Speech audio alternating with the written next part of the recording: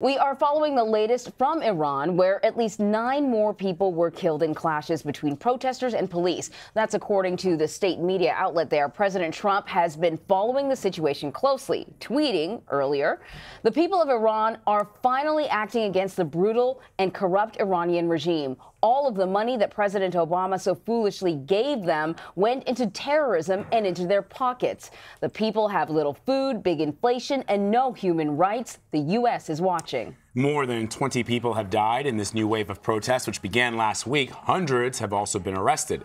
Iran's struggling economy, corruption scandals, and high food and oil prices have helped fuel the violence.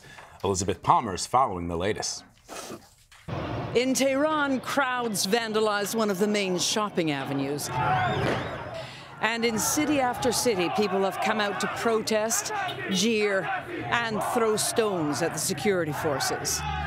Police have chased demonstrators away with water cannons in some areas. And there have been isolated reports of shooting, impossible to verify, by both the security forces and the demonstrators.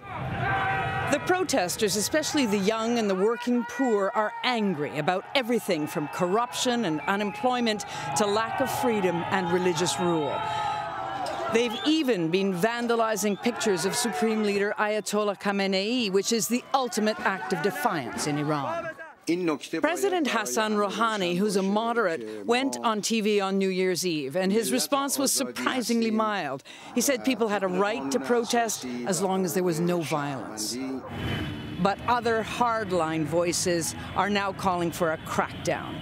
The authorities are desperate to get this unrest under control, but a brutal response, like the one we saw in 2009, where security forces shot people in the streets, could add fuel to the fire and turn this into a bloodbath.